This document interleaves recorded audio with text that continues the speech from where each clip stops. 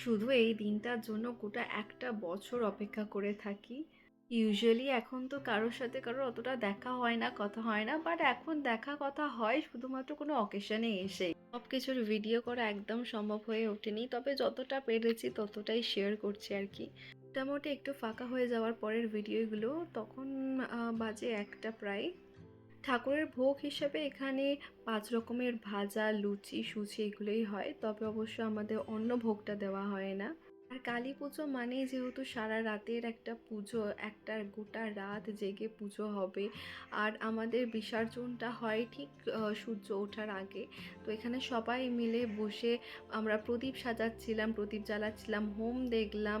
এখানে দেখো কি সুন্দর লাগছে না মাকে, পুরো জবা ফুলের মালাতে সেজে উঠেছে। তবে এই মাথার যে ফুলের মুকুটটা, এটা কখনো দেওয়া হয় না, এই বছর প্রথম মা পরেছে ফুলের মুকুট। প্রত্যেক বছর সংকল্পটা আমরা তিনজনেই করি, আমি, মা, বাবা। সংকল্প হয়ে গেছিল তখন। সারা রাত পুজো করার পরে এবার মাকে নিয়ে যাওয়ার পালা। ওই যে সূর্য ওঠার আগে পুজো কমপ্লিট করে বিসর্জনের জন্য নিয়ে যেতে হবে, আর বিসর্জন করতে হবে সূর্য ওঠার আগে।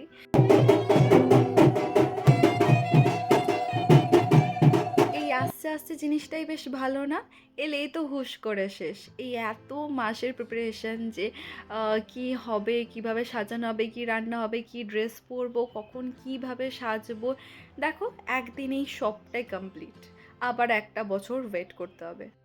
এটা হচ্ছে পুজোর পরের দিন, মানে 22 তারিখ। তো এবছর আমার একটু ইচ্ছা ছিল আমতলা কালীবাড়িতে আমি মা কালীর কাছে একটু ভোগ দেব, আর সেটা সবার মধ্যে ভাগ করে দেব।